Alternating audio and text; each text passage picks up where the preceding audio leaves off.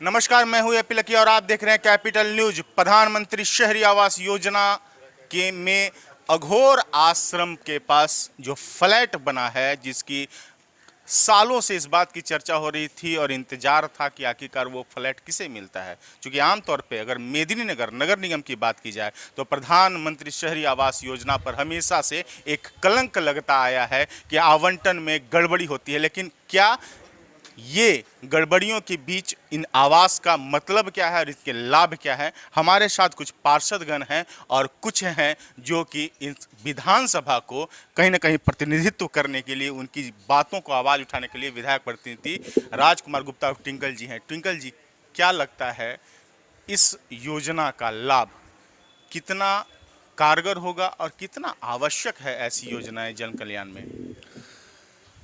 Lucky जी, पहले तो मैं आपको धन्यवाद देता हूँ। कारगर तो मैं पूरा विश्वास के साथ कहता हूँ कि निश्चित रूप 100% कारगर होंगे, क्योंकि ये जो आवास जिन लोगों को वर्टिकल 3 दिया गया है वो ऐसे व्यक्ति को चिन्हित करके दिया गया है जिनके पास अपनी भूमि नहीं थी, लेकिन वो कहीं ना कहीं तो रहेंगे ही, तो रेंट पे रहते थे। उनकी आर्थिक स्थिति अच्छी नहीं होने के कारण कभी उनके पूर्वजों ने भी मकान नहीं बना पाया होगा, जो काफ़ी सालों से उन लोगों ने रेंट पे बिताया। उसे देखते हुए हमारे देश के यशस्वी माननीय प्रधानमंत्री जी ने एक वर्टिकल 3 के तहत आवास ऐसे व्यक्ति को देने को कहा गया जिस व्यक्ति पास अपना ज़मीन नहीं था। उन लोगों को 5,000 रुपया का म्युनिसिपल कॉर्पोरेशन के नाम से ड्राफ्ट बना के जमा करना था।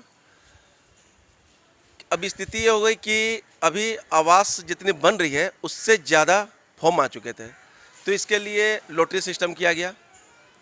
और जो लोग अगर बचेंगे भी तो ये प्रोजेक्ट को फिर से भविष्य में लाने के कार्य करेंगे। ज़मीन हम लोग देखते हुए उसको कार्य करेंगे, ताकि जो लोग छूटे हुए हैं, मेरा एक ही का नाम है कि विकास करूं तो विकास की गति सभी व्यक्ति तक पहुंचे।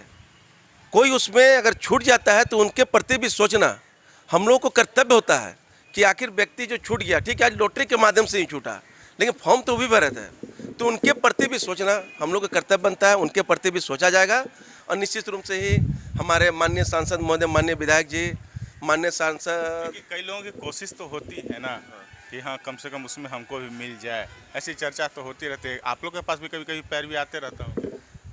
देखिए, हर इच्छा तो सबको होती है कि हम अच्छे खाना खाएं, अच्छे कपड़े पहने, अच्छे मकान बने, अच्छे गाड़ी पे रहें, एक आध एक्स्ट्रा भी हो जाए, क्या समझे। लेकिन अब कोई चीज़ होता है रूल्स से। अब जहाँ तक हमारे पास अगर ज़्यादा फॉर्म आएंगे तो मेरे लिए सभी अपने हैं, मैं किसी का पैरवी नहीं करूँगा। मेरे लिए क्योंकि सभी अपने हैं, सभी को आवास की आशा है। मैं लॉटरी सिस्टम जो हुआ मैं इसका समर्थन करता हूँ, और जो लोग बचे हुए हैं उन लोगों के लिए आगे इस पर जो है बात को रखूँगा। माननीय सांसद, माननीय विधायक जी, माननीय महापौर और माननीय डिप्टी मेयर और सभी सम्मानित वार्ड पार्षद से कि आगे चल के उन लोगों को भी दिया जाए। अगर पुलिस लाइन रोड की बात करें, अघोर आश्रम की बात करें, तो आप वहाँ के स्थानीय भी हैं, किस रूप में देख रहे हैं और कितना लोगों में रुचि देख पा रहे हैं?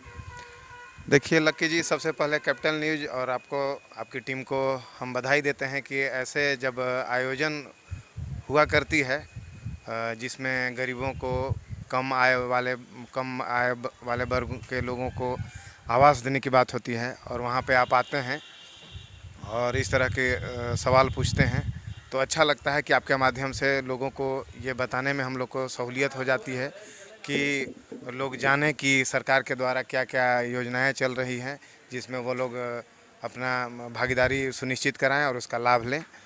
अब रही बात कि उस जगह पे जहाँ पे बन रहा है, तो बहुत ही अच्छा जगह पर चयन किया गया है। इसका पूरा टीम जो है नगर निगम का टीम और नगर विकास का टीम उस जो सरकार का गाइडलाइन है उसके अनुरूप उस जगह का चयन किया है। हम भी जानते हैं, देख रहे हैं, हमारे घर के थोड़ा दूरी पर ही है।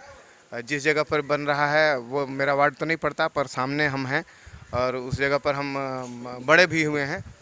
निश्चित रूप से बहुत ही अच्छे जगह पर इसका चयन हुआ है।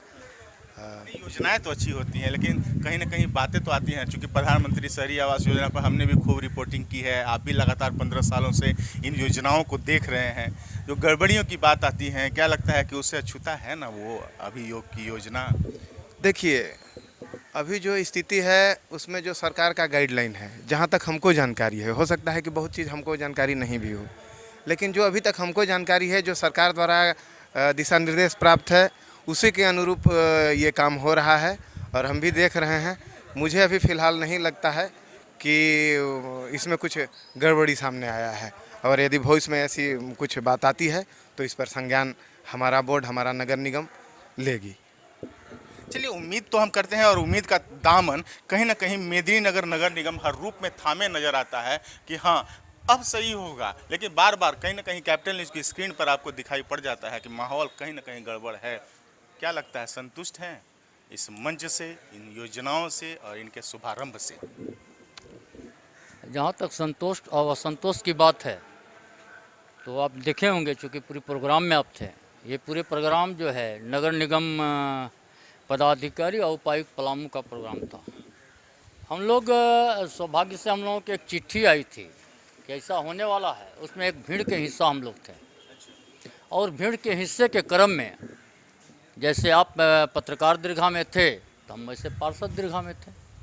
अब मंच पर थे, वही पार्षद दीर्घा भी था वहाँ ना, देखिए तो जाकर के नेम प्लेट लगा हुआ है, तो हम लोग पार्षद दीर्घा में थे।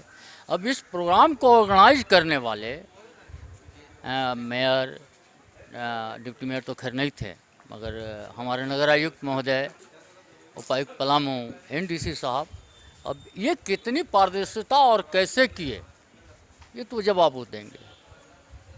हम भी संतुष्ट हैं ना? प्रदीप पेला का चूंकि अकेला चूंकि मुखर संतुष्ट और असंतुष्ट के तो सवाल तब होती जब ये प्रोग्राम की पूरी जानकारी हो। हमको चिट्ठी मिला कैसा होना होला, हम लोग आ गए। हम लोग एक भीड़ का हिस्सा थे और आप देखे भी कि भीड़ के हिस्सा रहे। यहाँ तो सांसद, विधायक के प्रतिनिधि, उपायुक्त पलामू, हमारे नगर आयुक्त महोदया, एनडीसी साहब और मेयर महोदया, ये सब इस सिस्टम में कैसे क्या हुआ है तो पूरी जानकारी इनको है। हम जानते हैं कि लॉटरी होता है, लॉटरी का प्रक्रिया था कि 10 इनाम डाल दिए, कोई निकाल दिया तो एक आदमी आया।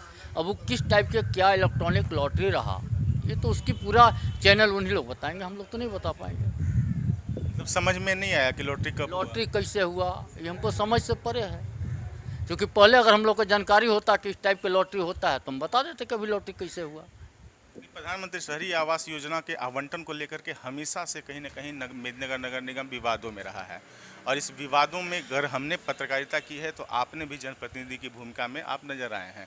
ऐसे में सवाल उठता है कि क्या उम्मीद की जाए, क्या आशावान हो जनता कि हाँ जो वाकई में योग्य लाभुक है उन्हें ही आवंटित हो पाए? देखिए, यहाँ पर हम स्पष्ट करना चाहते हैं, इतना तो तय है आज की परिवेश में कि नगर आयुक्त महोदया के रहते हुए गलत नहीं होगा। अगर उनको जरा सा भी मिल जाए जानकारी कि प्रदीप अकेला का मकान नई मोहल्ला में है और उसके बाद भी वो मकान लिए हैं, तो तय है कि पूरी ईमानदारी से उसको कैंसिल करेंगे और किसी दूसरे आदमी को अलॉट करेंगे जो अभी वेटिंग में है उनको, बशर्ते बात तो क्लियर हो कि कौन आदमी गलत है। लेकिन हम तो ये कहते हैं कि जहाँ पदाधिकारी और कर्मचारी काम करना बंद कर देते हैं वहाँ जनप्रतिनिधियों की भी भूमिका बढ़ जाती है। आपको भी दिखाना होगा, क्योंकि हमारा भी जिम्मा है कि कहीं ना कहीं सच को लाया जाए तौर से, मगर ये तो हमको जब उसमें लग करके छांटना होगा कि कौन कहाँ है नहीं है। अभी तो हमको खुद नहीं पता है कि 200 कुछ लोग कौन हैं। अगर पारदर्शिता से लॉटरी होने से पूर्व अगर ये सदन के पैटल पर आता कि इतने 200 कुछ लोगों का लिस्ट जो है बन चुकी है और इसी में से लॉटरी करना है, तो हम लोग सदन में बोलते कि ये आदमी गलत है, इसका तो फलना जगह मकान है। मगर ये तो हमको जानकारी नहीं है।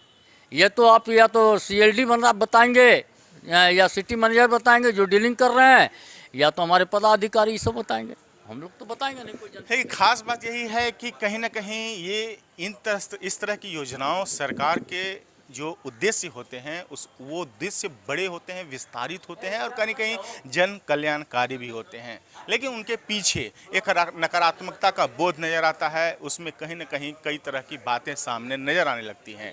और जिस तरह से प्रदीप अकेला ने कहा कि कहीं ना कहीं लॉटरी की सिस्टम हमें समझ में नहीं आई, तो समझ में नहीं आना और देखना सामने हुआ है। उसके बाद अब जांच और पड़ताल की प्रक्रिया नगर आयुक्त ने भी मंच से कहा है कि अगर किसी भी तरह की त्रुटि होगी तो उसमें सुधार की जाएगी। ऐसे में आशावान मेदिनीनगर रहे कि हाँ आने वाले वक्त में अगर आपके पास ज़मीन नहीं है और आप 2015 से आप नगर निगम के निवासी हैं तो लाजमी है, आप हकदार हैं, आपको फ्लैट मिलना चाहिए और आपका अपना आशियाना होने के लिए आपको आवेदन करना पड़ेगा। तो आप अपने हक को जानिए, अधिकारों को पहचानिए और आप आगे बढ़िए। जरूर मेदिनीनगर नगर निगम में आपका अपना आवास होगा। सहयोगी राजू सोनी के साथ एपी लकी, मेदिनीनगर।